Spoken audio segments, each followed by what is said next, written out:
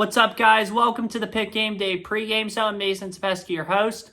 Tomorrow, the PITT Panthers will take on the Cincinnati Bearcats at Nippert Stadium, or Nippert Stadium in Cincinnati, Ohio. 12 p.m. kickoff on ESPNU. This is going to be a really fun game. I mean, I'm looking forward to this one this year.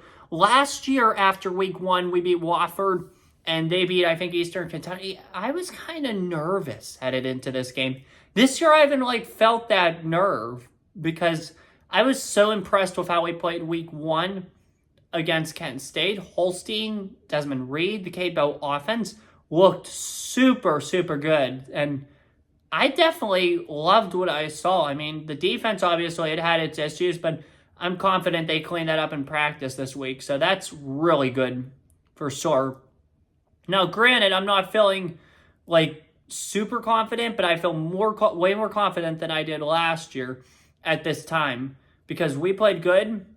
And Cincinnati, let's talk about them. I'm not saying anything bad about them, obviously, but yeah.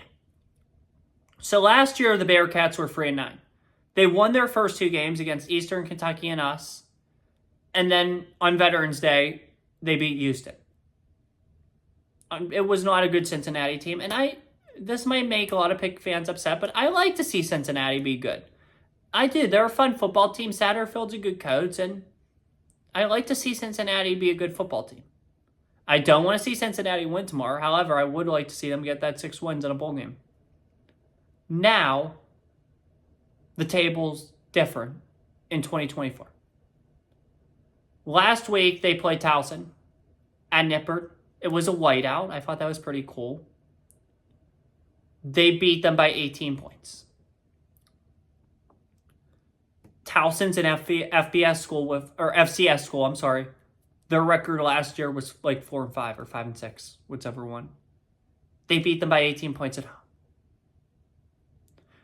Brendan Sorsby, the transfer from Indiana, their new quarterback, he had a strong day, and he had a good connection with Xavier Henderson, the receiver, their star receiver, who's somebody the cornerbacks are going to have to constantly be on, and someone else we're going to have to constantly monitor. He's probably my swiper pick of the week. You didn't see him much last week because I think they're saving him for us, is running back Corey Kiner. He destroyed us, literally destroyed us last year, so we need to get back at him. He is the perfect running back. I can't believe this kid is not ranked higher for the draft and even starting for them. He is exactly what I like in running backs. He's just a power back, and he's very good. So got to keep an eye on him. And another guy we got to keep an eye on, I mean, thank goodness he's better, is Dante Corleone. Unfortunately, earlier, Corleone had some issues, had some blood clots. Thankfully, he is better. I'm very happy to hear that for sure. So, God bless Dante Corleone, and I'm glad he's better. So, yeah. I mean, this is going to be a close game. There's no doubt about it. These two teams are probably even. I would say we are a little better, though, to be honest with you. I just think we are. However, this game, and I think we have the better team, and I think we should play the better game.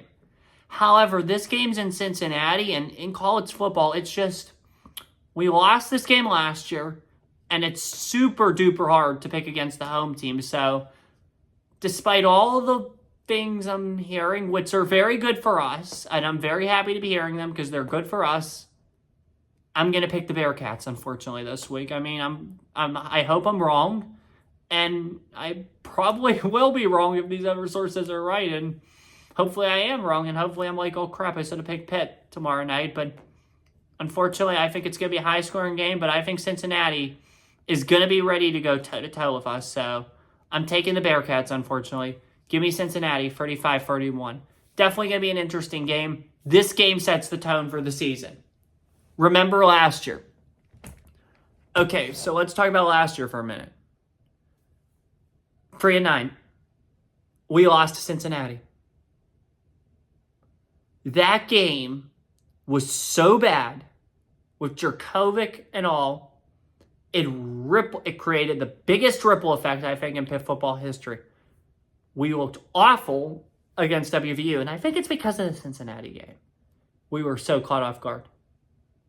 If we can go in there tomorrow and send a clear message and defeat the Bearcats, we'll be able to be better this year. I truly do believe. The goal is to win the ACC and the national championship. But at the same time, this team was 3-9 last year. Getting back to a bowl game is huge, which you need 6 wins to do. If we win tomorrow, assuming, which I think is very likely, we beat Youngstown State, we'll be 3-1 at the end of non-conference play. That's halfway there. We have to win against Cincinnati or WVU, I believe, to get a bowl this year. Because Boston College is going to be really good. I don't think we could beat. I think Louisville will be tough. Carolina's still going to be tough. Clemson, obviously. Now, granted, we should be able to beat California, Syracuse, and Virginia. And possibly we will knock off one of those top-tier teams. Most likely we will. However, we need to think about just one team right now, and that's the Cincinnati Bearcats. No thinking ahead. Just go into Nippert, beat the Bearcats. This game sets the tempo for both teams this year. Both these teams are going to be fringe teams. If any one of these teams wants to get back to a bowl, I think, they got to win this game. If we win tomorrow, which I hope we do, and we may, then Cincinnati is in trouble in terms of a bowl. Big trouble. If we lose tomorrow, we're not necessarily in big trouble, but we got to be on our A game against WVU. So that's definitely interesting, for sure. That's all I have for you guys tonight. I can't wait for this game tomorrow. In the meantime, have a good one. Take care, stay safe, and as always, peace. See you guys for the postgame stuff.